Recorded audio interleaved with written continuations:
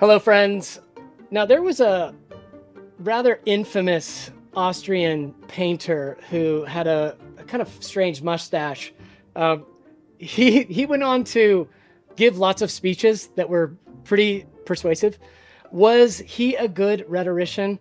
This is a question we're going to unpack in today's 4 episode.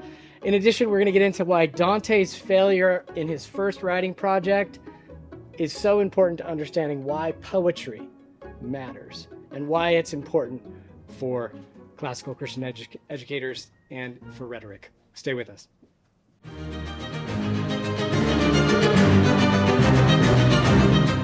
Hello, everyone. Welcome back to another episode of The Four. We are here with Kaisa, Heather, and a special guest and good friend of mine, Dr. Joe Carlson. Thanks for having me. Good to have you, my friend. Good to have you. Yeah. Joe and I go way back. We're not going to get into stories, but we've worked together on a number of different projects and have taught together, and so it's good to be here with you. Thank you.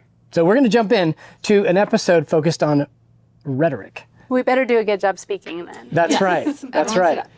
Everybody's going to be super articulate. We're going to have an exordium for every answer. Just kidding. Perfect. Question 1. Is it more important to teach students philosophy than to teach them poetry? Now, this is an important question because I think we tend not to teach, especially lyric poetry. We tend not to teach that very much. Yeah. We do have speech meet. We do have ways in which students are engaging with poetry. Yeah. But I don't think it's a lot of focus in the curriculum to teach, like, what is a good poem? What is poetic meter? Why does poetry matter? What is poetry? Yeah. You know. I think it gets back a little bit to when we did the Jabberwocky discussion, I know. right? The idea of how do you, there is an aspect to just reading poetry that enhances your rhetoric skills in a beautiful way, and I don't think it's incorporated enough into rhetoric, especially at the high school level. The little ones do it more, but we don't do it as much at the high school level. I know. I think we spend a lot of time on that speech meet, right? We memorize a number of poems for however many years the students are in, but then when we get into the upper school, it tends to drop off, and of course, naturally, we're reading epic poetry, right? But lyric poetry, the meaning of poetry, right? That I think is not a huge focus, and I think it's important that you're here. You've spent a little time on this subject. Yes. I feel like it's because we're moderns. Yeah, okay. That's really why that we don't do poetry. That we don't do poetry. Okay. We don't know and we don't recognize that the world is a poem. Right? The world we live in is poetry. We live in the middle of a poem written and spoken by the great poet, and we see the world as cogs and machines. We're still downstream from the Enlightenment. We're still downstream from Descartes. We're downstream from this naturalistic mindset that doesn't see the world imbued and built with meaning. And as symbol, right? And because we don't see the world as symbol, we don't see the world as inherently meaningful, inherently elusive. We don't understand poetry, and we don't teach what we don't know. Yeah. You know, it's interesting. One of my favorite progymnasma exercises is the ekphrasis, which is a poetic description of a painting, right? Generally, just a general definition. And one of the things I've found in teaching it, and probably I haven't had the students read enough poetry, but is that it starts to, their ability to articulate is greatly enhanced by having to think poetically about how to describe something. Well, and in that sense, every poem is ekphrastic because you're describing art, created art, incarnate art. Well, and you're elevating your words within poetry. That's the purpose behind it. But I think you also, I would want to dissect this question a little bit more because it's philosophy or poetry, but in order to understand poetry, they have to understand the philosophy. And out of poetry comes philosophy. Yeah, they're kind of intertwined. Poetry is philosophy incarnate. It's just, it's with flesh and bones. It's there, the worldview, the ideas, the posture, the perspective of the poet is necessarily going to come through in the poetry. And so you get it. Studying poetry, you get 2 for 1. It can't be a bifurcation. It can't be an either. No, and I think it's not going to be. I think that's where, back to your point, Joe, I think as moderns, we do tend to focus on the idea. And even, there's a great book of poetry on called How Does a Poem Mean by John Ciardi. He was the editor of Robert Frost. And it's such a great question because what he's doing is he's setting you up to, expose the problem in the question of what does it mean, right? We often read a poem and we immediately say, what does it mean? Right. And when you do that, your natural process in thinking is to just boil it down to an idea. The skeleton is all that matters. Yes, as opposed to the whole thing is a performance that is meaningful and delightful. And even, this is where we get back into Jabberwocky, right? Right. Is that a good poem? Well, It's gibberish, if it's but- just about if it's just about ideas, then maybe not. Right. But if it's about delight, if it's about with the beauty, words. Yeah. It's because beauty is not something we are comfortable with, right? We appreciate beauty. We say we're all about beauty, but who is actually comfortable in the ambiguity, in the multi-layered nature of beauty? We want our 2 + 2 = 4 formula that we can rest on. We're all about goodness, morality, And truth. we're all about truth. I got my ducks in a row. Beauty scares us. Yeah. that's Right? Because it's beyond our control. Well, don't you think that Psalms, when we're talking about poetry, the Psalms should be a rich part of teaching kids how to read it, how to, and not just understanding, but recognizing the beauty of it, not But just Heather, the rich the meaning. sun does not go across the sky. We revolve around the sun. It's just wrong. like a strong man running his race. But it is such a beautiful, the poetic aspect of especially David's Psalms and his pleading and his earnestness before the Lord, and there's a beauty to that. Right. Well, that is- and this goes back to Psalm 19. God knows that He put the sun in the middle of our solar system. Yeah. He's not Depending scared on by what the way it was perspective you want to written. have. He knows that that's where He put it, and the earth revolves around the sun. And yet He reveals to us a geocentric model. Now, we can say, yes, scientifically there's a heliocentric universe, but why does God reveal the world to us that way? Why is our perspective, what we see as we enter into this world, as we experience the world, why is that the way that God says, this is how I'm going to write it?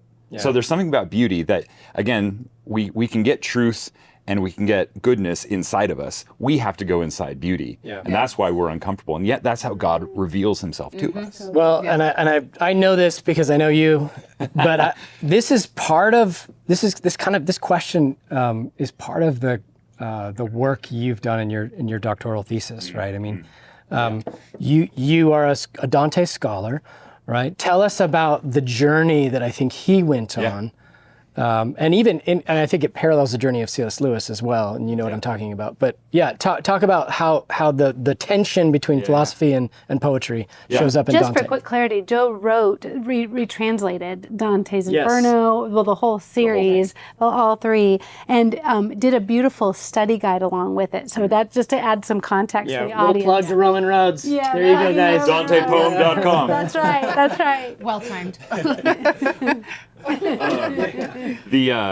So Dante was exiled in 1302, January of 1302. That turned into a lifelong ban on returning to Florence in March of 1302. And during that time of his exile, when he was wandering the Italian peninsula, trying to figure out what he's going to do, how he's going to make a living, he was a poet before he was a politician.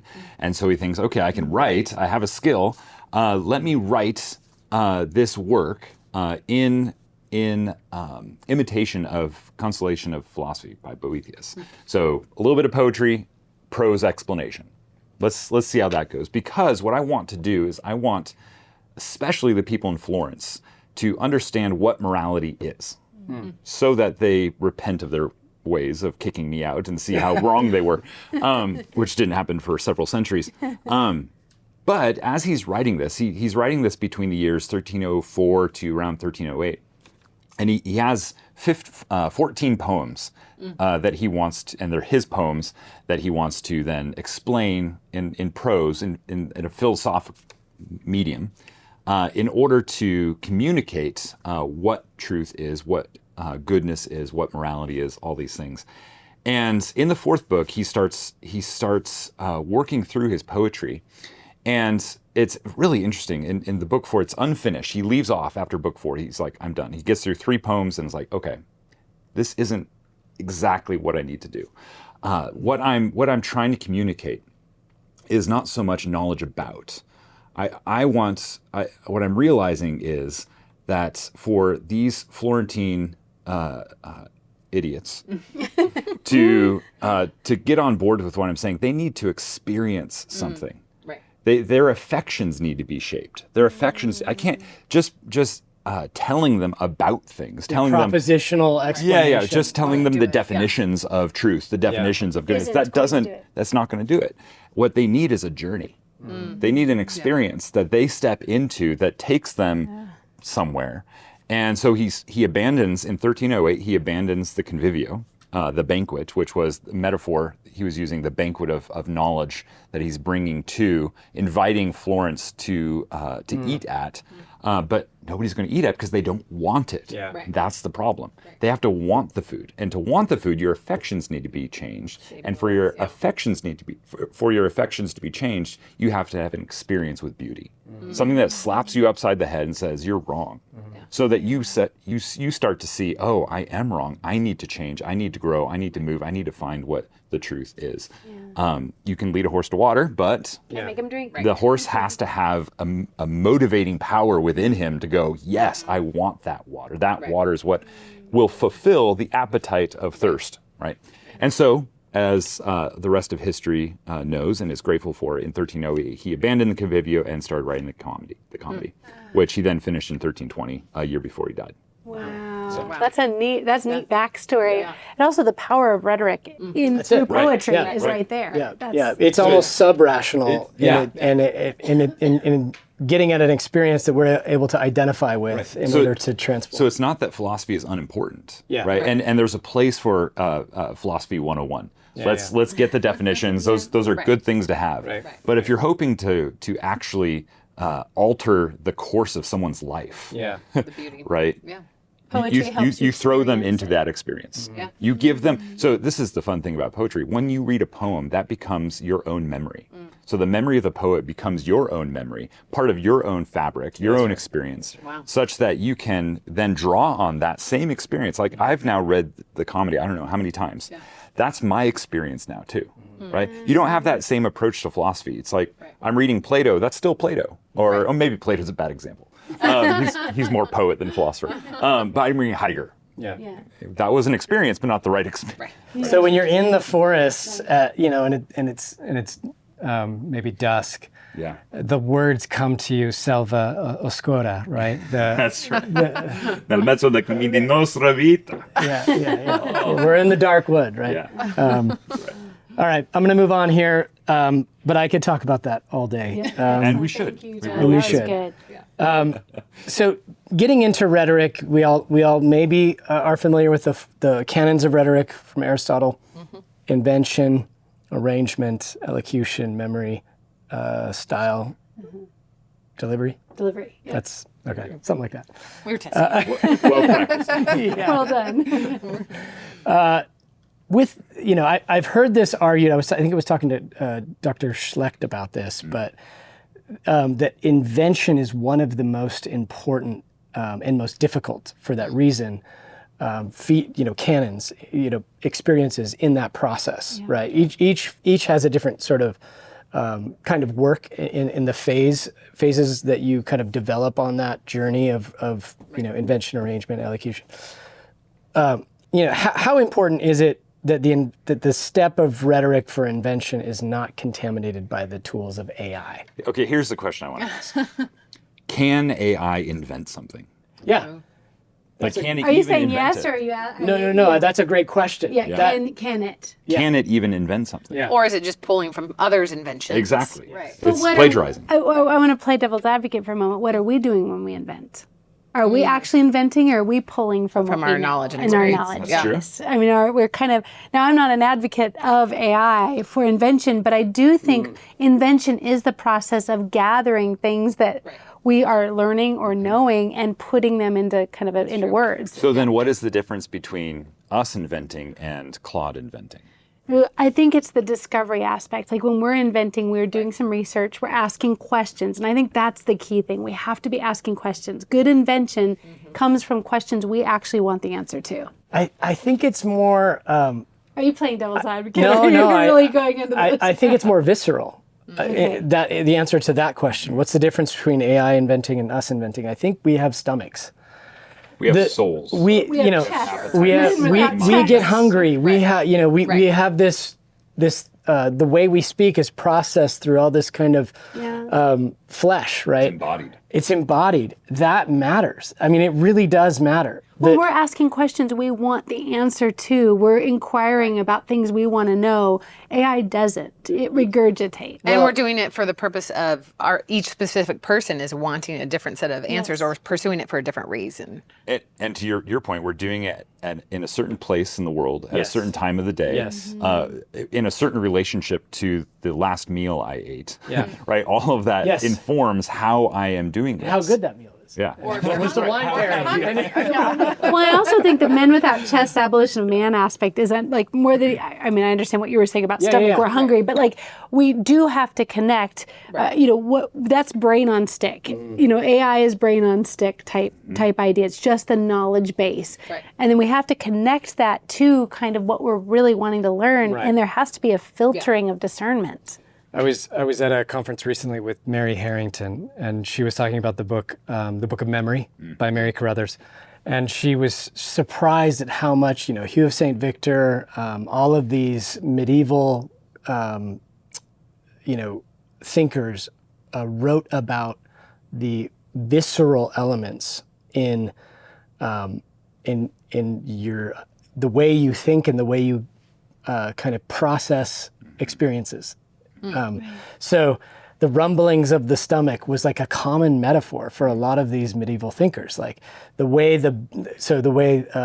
he compares coming to a good insight by the way the bee gathers pollen and kind of goes through its system and regurgitates it into honey. Like this very visceral, concrete kind of involvement of the organs is like it's like part of the tradition. I think it's very fascinating. But that goes back to the fact that we're moderns, right? We are Gnostics at heart. Yes. The flesh does not matter. Right. What matters is the cognations. And getting it as fast as possible. That's the other thing. Like I think good ideas. I think it's a good word. We can wordsmith here. Sorry. No, good ideas take time, right? I mean, that's the other thing. I think Claude is going to rush that so quickly, and we're going to be dazzled by how quickly it came up with a great prompt for an essay or a great thesis for an essay or something like that. But it also gets back to the poetry aspect, right? Like that aspect of like good poetry does have kind of, for lack of a better wording, the human experience within it, right? The perspective of the sun versus the earth and the rotation. That's right. It really is. There is. Now we want to be careful because we're not talking about experience is all that matters. The beauty of like truth is, but you're right. We've forgotten the beauty of even. Our stomachs would rumble. I think our stomachs are going to rumble even in heaven, right? There's an aspect of that that's not just sin nature. No. Yeah. Adam hungered for fruit. Right. Now, Right. hungered for the wrong fruit, but he was hungering. Yeah, that's right. I think it's tricky though when we're training the steps and the canons of rhetoric because they don't have as much to pull from. They don't. They haven't had as many rich meals, and so. And now to even research and glean and build that is hard to separate from the AI. And I think we sometimes ask students, this is a side topic, to invent too early, and they're not ready for it. They need to be able to draw. They need to start learning invention from drawing from something, draw from scripture, draw from the story, and then invent something from that foundation. And that should be the rest of our lives. We're not just inventing for the sake of like, I feel like. It's like we're inventing from something we do know, and we're discerning that it's truth and inventing from that. I think is a huge thing. Yeah. You guys there? Is this thing on? Check this hat out. It's part of our swag. Get it at our store. Also, go to our Substack, classicaldispatch.org. Well, this is good. Let's move on to the next question. This is a stranger question and a more silly question in one sense. I don't know if it's silly. But it does get at, I think, an important point. Was Hitler a good rhetorician? I think it depends on our definition of what a good rhetorician, of what rhetoric actually is. Yeah. If it's to persuade the masses, he was probably the best of the best. Yeah, absolutely. He really was. Yeah, if it's sheer... Are we separating good and evil? If it's sheer mechanics, that's right. like we're talking about, as good moderns. Yeah. But it's not, right? It's not sheer mechanics. Yeah, That's not all it Quintilian is. says it's a good man speaking well. Right. So What you persuade them to is every bit as important as the persuasion itself. yeah. Right. But the hard thing with Hitler, the reason I think it's actually not a silly question is he persuaded Christians. I think we forget that. Like it's easy to judge and go like, how could they ever? And I think 200 years from now, Lord willing, we're going to look back even at us and go like, what were the Christians doing while abortion was happening? Yeah. What were they thinking? What were they doing? It's easy for us to judge and say, what were the Christians doing when the Nazis are, bringing Jews into these encampments and killing them, and yet, there's an aspect of we all get caught up in the rhetoric of the day, and it's a good lesson in that. I don't think Hitler wouldn't be persuasive today. It was fitting words for the fitting time. Yeah. Bad fitting words, but fitting words for the time after the Treaty of Versailles, what had happened to Germany. The people were ripe to want to hear the rhetoric he was giving There was them. an anger, there was an angst, there was But he also had an appreciation for beauty because of his background as a painter, right? And so he also used that in a different way because of the ideology he was trying to push. Yeah. Yeah, that's a really good point, Heather. I think we're susceptible equally to the way language can be corrupted. Yeah. I think of all the euphemisms that can continue to be invented by more and more liberal speech. Even the word abortion is a kind of euphemism, right? Right. It is baby murder, and we should call it that. Yeah, It's infanticide. infanticide. It That's is killing of a child. It is absolutely horrible, and we've even soft-stepped it. No different than I'm sure things were soft-stepped there. So there's also an understanding of like God, through eras of time, God put up with sin. Polygamy in the Old Testament was not right.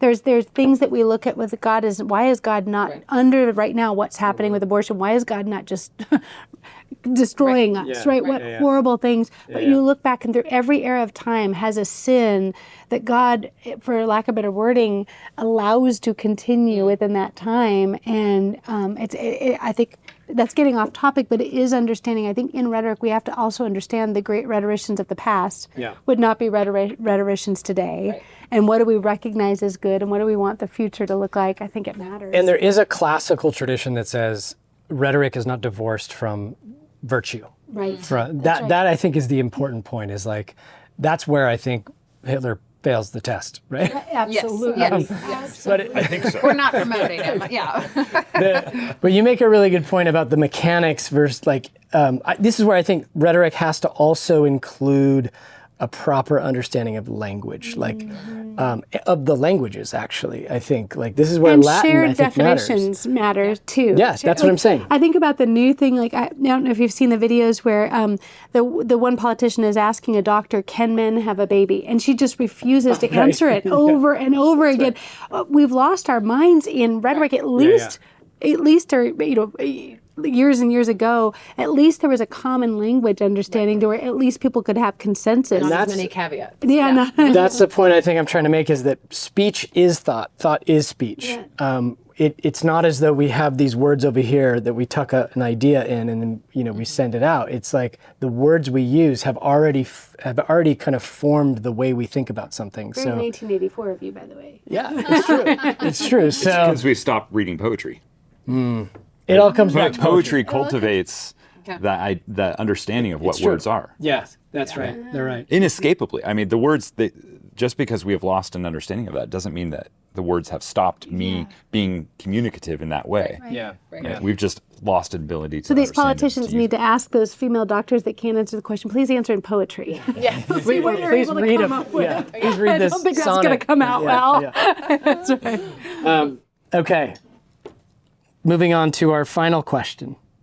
So, did Christianity adopt and modify classical rhetoric, or did classical rhetoric sort of distort Christian rhetoric? As Cassiodorus claims.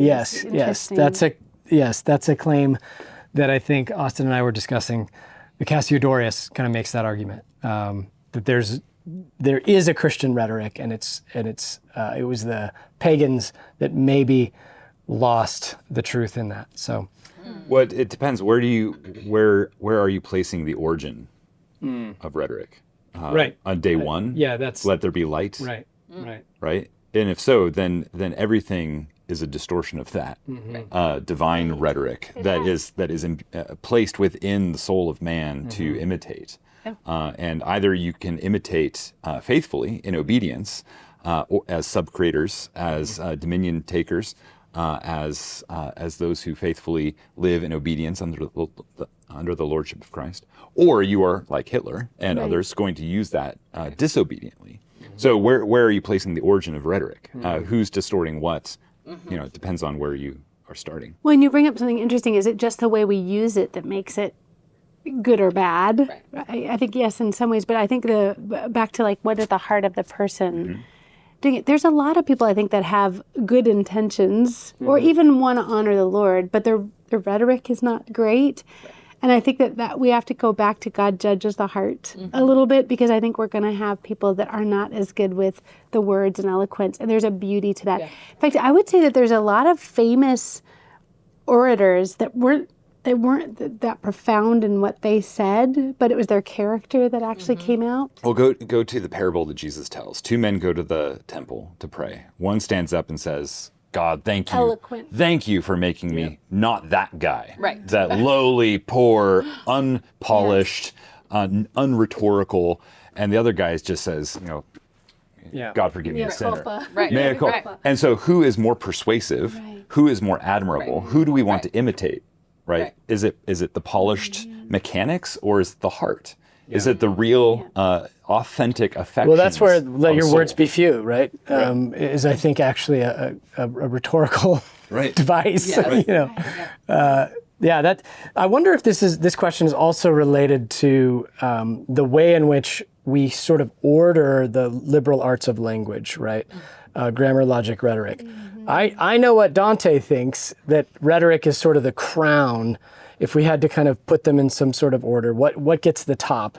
Marshall McLuhan makes this argument that at certain schools of thought throughout history, from late antiquity to the Middle Ages, there were different kind of orderings of what gets the top. So, for instance, the patristics, the church fathers, were grammarians, essentially. They because they were so interested in using the tools of grammar for interpreting the Bible, right? And communicating that truth. And you can see that maybe even in how the councils were, all of the doctrines that the councils formed and things like that. But then, the Greeks, we would say it was probably dialectic, right? Socrates is sort of the ideal. The ability to kind of parse and ask questions and put thoughts together in kind of sound structure. And of course, you can explain what Dante thinks about this, but the Roman ideal of the statesman, right? That's why you go to school, is so you're going to be able to speak well. Right. Yeah. So, what do you think about that, Joe? Does that play into this? That Christian rhetoric, does it have an ordering of those things? Interesting. Good or bad? Are you going to get in trouble if he answers? Less is more answered. No. This is the official statement of Roman roads right now. Of those three, yes. Okay. Right. Of the three trivium arts of the yes, trivium. I'm just talking about Rhetoric is on top. Grammar and logic prepare you for persuasive speech. But again, going back to Quintilian and the Roman ideal, that has been Christianized in the medieval era. It is, after Quintilian, the good man, the man of virtue. Because you are persuading them to something. And what you persuade them to is every bit as important as where you are where you are as the persuader and how you are persuading. Right? It's the whole package. Me, you, and the means to that end. All of that is part of rhetoric. Right. Going back to the loves. Right. Yeah. That reminds me of the conversion of St. Augustine, right? I think it was Ambrose who just melted his heart with his ability to speak about something that he was passionate about. Yeah. It wasn't just I'm selling you something, right? It was his own conviction, I think, to your point. Like, what are you persuading them to, and where do you stand in that relationship? And again, it comes back to the difference between the convivio and the commedia. Is the means of my persuasion going to be as effective if I use this explicative, not explicit, Anyway, Not explicative, definitional, propositional language. Yeah. Or am I in speaking to you in poetry? In speaking to you in story, in narrative? And we all know the answer to that. What are we more persuaded by? Story. Story, absolutely. Well, and I think one of the things we have to be careful of, I think a lot of people are worried we're creating sophists, right? Like if we're teaching them, but I think if we're mutually really laying that beautiful foundation, paideia education, that we're steeping kids in all things Christ, they can choose the most effective way to be persuasive, but it's going to be persuading the audience towards truth. And that should be, as teachers in the classical Christian world, we should be making sure our students are doing that. This comes back to, I think, my favorite quote from Augustine in De Trinitate. The soul images, I'm going to butcher the quote, but the paraphrase is, the soul images God, not in that it remembers, understands, and loves itself, but that it remembers and understands and loves him by whom it was made. Right. And so this progression, this is the progression of education. Memory, we remember things. I remember that that's a tree. I understand it. I understand the photosynthesis and the roots. And but if that doesn't lead me then it's going to lead me to a love of something. Self, teacher, science. If that doesn't lead me to a love of Christ, then all I've done is I've widened my bookshelves in hell. Right. That's all it's done. And so as a teacher, my main goal is not to fill my students' heads with knowledge, with understanding. It's not to fill their heads with the ability to memorize things. Facts. Facts. Mr. Gradgrind. That's right. It's to bend their knees in worship. Right. Well, And to love Jesus That's right. with all their heart, soul, and mind. if we do all this and kids don't know their need of Christ, we've failed dramatically. That's a huge part of this. I love that. The way that rhetoric in the end, kind of what you laid out the tree, is that deeper understanding. And if kids are worshiping Christ, then that's automatically going to be the culmination of their knowledge is going to be rhetoric about God himself. So then Or poetry. Well, I was just going to say, bring this back to poetry. If we're suddenly able to go outside, having this kind of education, go outside, look at a tree and go, not only do I know what that is, not only do I understand it, but it leads me to a worship of Christ. I am seeing the world now symbolically, representatively, as a means to worship. That tree is declaring to me the glory of God, and suddenly the Psalms become more literal than we maybe are originally are comfortable with. Now I understand why the universe, what the cosmos, the ordered whole, actually speaks the glory of God. It actually has language that I understand, right? Which is what your creation book does. Your book on Genesis and your poetry that you did on that is beautiful that way. It's so good. I think this is important because I think again, that meaning of classical is contested a lot, right? Still, like what is it, and where does ACCS fall? Where do we kind of land in that debate? I think it's good to kind of Wrestle with it. say. I think rhetoric's kind of at the top, and here's why. I think for all the reasons that we just discussed. To the fuller answer for you asking about Dante, the fuller answer is what's actually at the top of the whole ladder is moral philosophy and then theology. Right, Queen of and for Queen of the Sciences. For Aquinas it was the Queen of the Sciences, but Dante was like, I want to use a little bit different metaphor. It's something even above the sciences, because to make theology the queen is to put it in the category of science, right? Theology is of a different kind that controls all of the sciences, that orders all of the sciences. So just as the Empyrean sits outside of the 9 spheres and is the source, is the love that moves the other 9 spheres below it, so theology is that love that orders and moves and structures the 9 sciences, which start with the moon and end in the prima mobile. Starting with grammar and ending with moral philosophy. Well, it's really quadrivium is also, they've actually done some research that quadrivium is what led to theology more than even trivium aspects. Like Well, you're seeing the music, you're seeing the number, you're seeing the inherent nature God's ordered of cosmos. yeah. You're seeing God's of ordered creation. cosmos. That's Absolutely. amazing. Yeah. Well, thank you again for joining us, and we hope to see you next time. Like and subscribe. Drop us some comments. We'd love to answer some more questions. Thanks again, guys. Thank you. Thank you.